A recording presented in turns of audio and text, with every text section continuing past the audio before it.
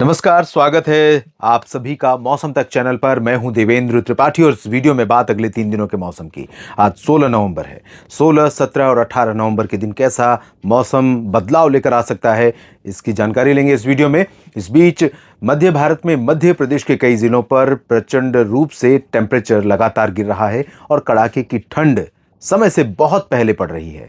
जो तापमान नवंबर के अंत और दिसंबर की शुरुआत में रिकॉर्ड किया जाता है इंदौर, उज्जैन और भोपाल से लेकर गुना, ग्वालियर समेत सभी जगहों पर वो तापमान नवंबर के पहले पखवाड़े में ही दर्ज किया गया था। दूसरे पखवाड़े में भी शुरुआत इसी तरह से हुई है। इस बीच हवा का थोड़ा रुख बदल रहा है। बंगाल की खाड़ी पर श्रीलंका के तटों के पास एक लो प्रेशर एरिया डेवलप हो गया है, जिसके कारण कुछ पूर्वी हवाएं पूर्वी घाट में, पूर्वी तटों पर पश्चिम बंगाल से लेकर ओडिशा और आंध्र प्रदेश समेत तमिलनाडु तक बढ़ रही हैं।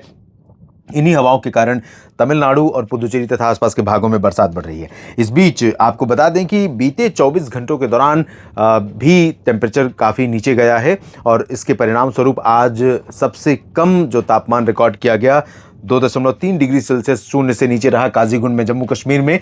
श्रीनगर में 1.6 डिग्री सेल्सियस नीचे रहा और गुलमर्ग में 0.5 डिग्री नीचे रहा।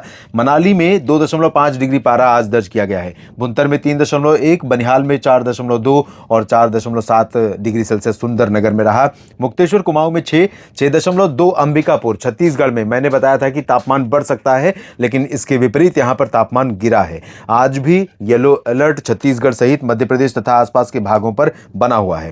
इसमें आप देख सकते हैं ये आज के लिए अलर्ट है मेट डिपार्टमेंट के द्वारा, जिसमें मध्य प्रदेश के पूरे रीजन पर ऑरेंज अलर्ट कोल्ड वेव का, या कहें कि बिलो नॉर्मल टेम्परेचर का यहां पर जारी किया गया है। वहीं राजस्थान के पश्चिमी पूर्वी क्षेत्रों, उत्तर प्रदेश और झारखंड तथा छत्तीसगढ़, महाराष्ट्र के विदर्भ और मध्य महाराष्ट्र, इन भागों पर लगातार तापमान में गिरावट होने के कारण येलो अलर्ट जारी किया गया और संभवतः तेलंगाना में भी तापमान सामान्य से कम है। यहां पर ऑरेंज अलर्ट तमिलनाडु में है भारी बारिश का, मध्यम से तेज बारिश का।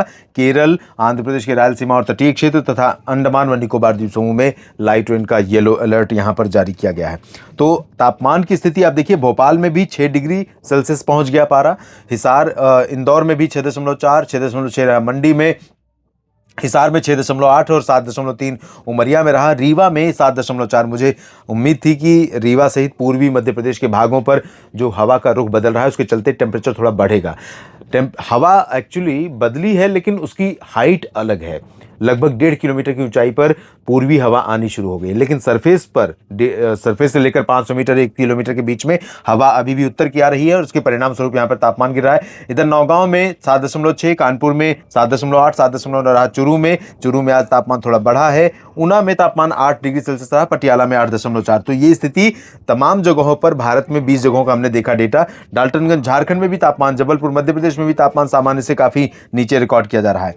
अब जो सिचुएशन है उसके अनुसार दक्षिण भारत के क्षेत्रों में तमिलनाडु के तटों और पुदुचेरी तथा आसपास के भागों पर मध्यम से तेज वर्षा हो सकती है। आंतरिक रीजन पर और साथ में केरल, दक्षिणी आंतरिक कर्नाटक में बेंगलुरु, मैसूरू, हसन से लेकर मंगलुरु तक यानी कोस्टल रीजन में भी और लक्षद्वीप में भी कुछ स्थानों पर बारिश होने की संभावना है। इंटेंसिटी बारिश की बहुत ज्यादा नहीं रहेगी, लेकिन संभावनाएं बढ़ रही हैं। तेलंगाना और आंध्र प्रदेश के रायलसीमा तथा तटीय क्षेत्रों, ओडिशा, इन भागों पर भी थोड़े बहुत बादल आज नजर आ सकते हैं। बादल थोड़े बहुत छत्तीसगढ़ और मध्य प्रदेश तथा महाराष्ट्र के ऊपर भी नजर आएंगे। महाराष्ट्र में खासतौर पर, मध्य प्रदेश में नहीं, लेकिन बारिश की संभावना मध्य प्रदेश पर भी नहीं है, महाराष्ट्र पर भी नहीं है। लेकिन मैं आपको बता दूं कि नवंबर बीतने से पहले एक बार बरसात छत्तीसगढ़, ओडिशा, मध्य प्रदेश, महाराष्ट्र, इन भागों में आने वाली है। ऐसे संकेत मिलने शुरू हो गए हैं। इधर झारखंड में और बिहार तथा पश्चिम बंगाल के क्षेत्रों पर पूर्वी हवाओं के आने के बाद थोड़ा सा धुंधलापन रहेगा, लेकिन जैसा कि आपने टेम्परेचर के हाल देखे, डाल्टनगंज में तापमान अगर बिलो नॉर्मल रहा है तो धीरे धीरे भले बढ़ेगा, लेकिन अभी यहाँ पर सर्दी बनी हुई है पूरे रीजन में। पूर्वोत्तर भारत में ड्राई और क्लियर वेदर रहने वाला है और उत्तर प्रदेश से लेकर राजस्थान, पंजाब, हरियाणा, दिल्ली, चंडीगढ़ और गुजरात, इन सभी भागों में क्लियर और ड्राई वेदर के बीच उत्तर की हवाओं का प्रभाव है।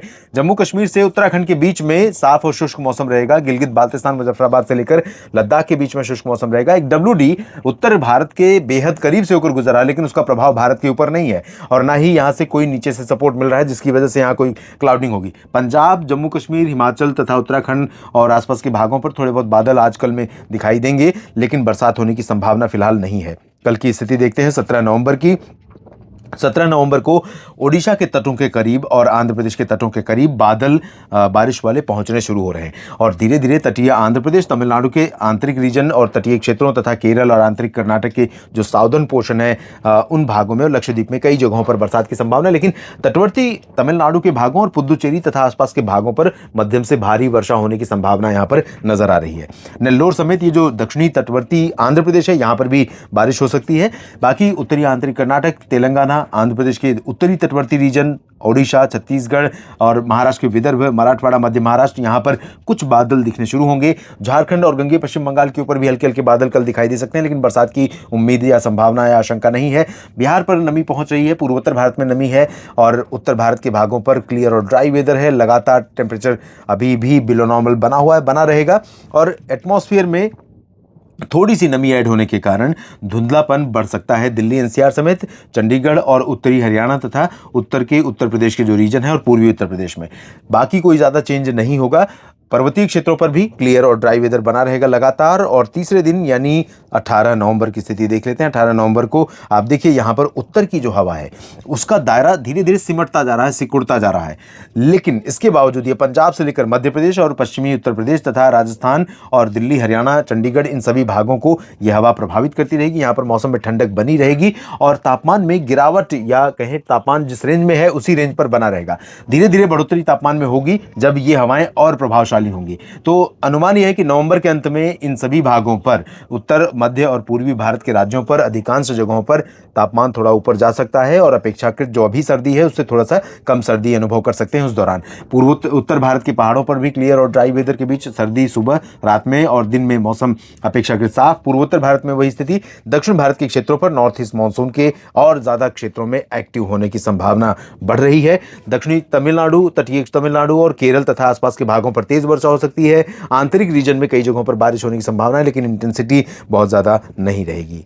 इस वीडियो में फिलहाल इतना ही। बने रहिए लगातार मेरे साथ मौसम तक और न्यूज मीडिया मंच पर। यह जानकारी अगर आपको ठीक लगी है तो वीडियो को लाइक और शेयर करिएगा, कमेंट सेक्शन में अपनी बात लिखिए और चैनल को सब्सक्राइब नहीं किया है तो जरूर कर लीजिएगा। धन्यवाद।